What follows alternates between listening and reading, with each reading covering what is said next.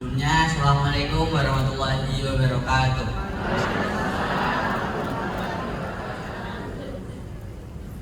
Di sini bapak-bapak, ibu dan kakak sekalian, sini saya mohon izin untuk menyampaikan beberapa pengalaman saya di masa perpindahan dari SMP saya yang awalnya di boarding ke SMA negeri.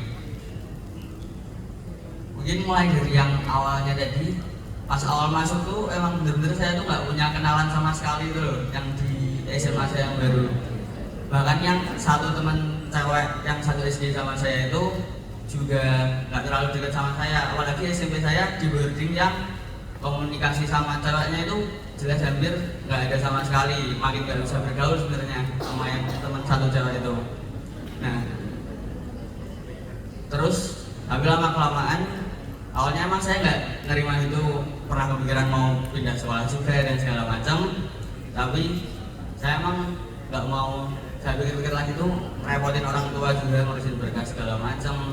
Terus saya kayak ngerasa lama-lama masuk aku kabur sih sama masalah kayak gini doang. Ini kan cuma pertemanan, masalah nilai segala macam, mungkin saya masih bisa survive.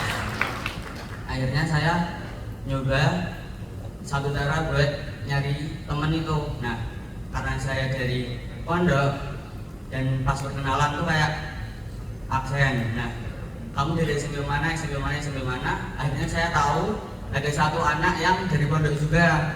Nah, saya lihat tuh kemungkinan boleh nih jadi teman saya nih yang pertama. Ya, akhirnya saya dapat satu teman itu, Radit namanya. Dan alhamdulillah ternyata dia orangnya gampang banget bersosialisasi. Akhirnya dia kemana saya ikut, saya kemana dia ikut, dan akhirnya temannya merambat banyak banget. Akhirnya saya sekarang punya banyak teman dari semua kelas, semua angkatan juga. Itu semua saya.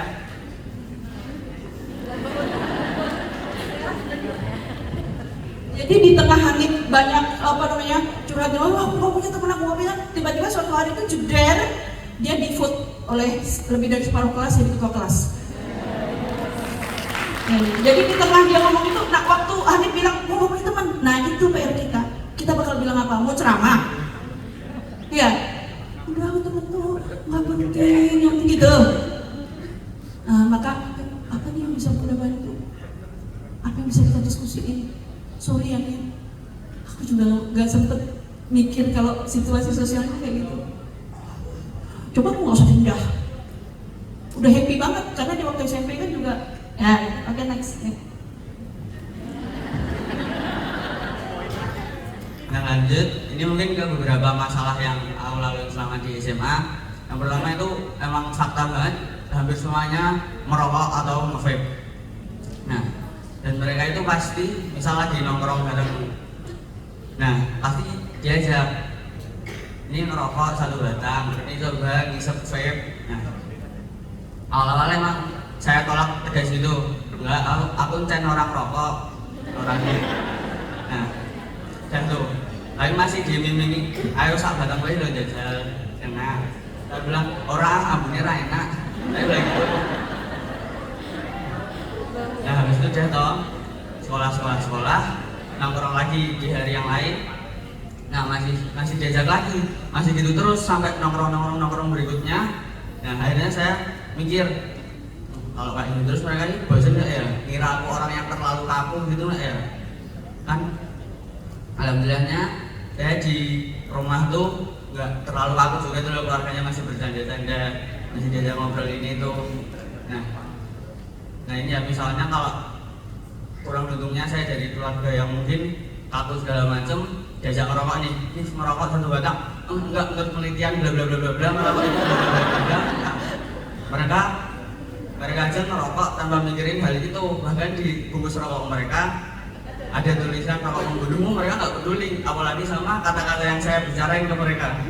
Akhirnya saya ngomong, ini ngerokok satu, udah jadi 3 batang. Nah tapi mereka tuh tahu tuh loh, ya agak kaget gitu loh. Tapi mereka tuh tahu kalau itu tuh bercanda. Soalnya sebelumnya saya udah tegasin juga, saya emang nggak merokok, saya nggak suka baunya, saya tahu dampak negatifnya. Nah, kalau saya belum bisa ngajak mereka merokok, minimal saya kasih tahu kalau saya emang benar-benar nolak ngerokok. Dan dengan cara yang tetap asik, biar saya tetap merasa klub tuh sama mereka, tetap diajak nongkrong segala macam. Saya bilang udah tadi 3 batang, 4 batang, nanti lagi. Akhirnya ya tetap saya nggak ngerokok sampai sekarang.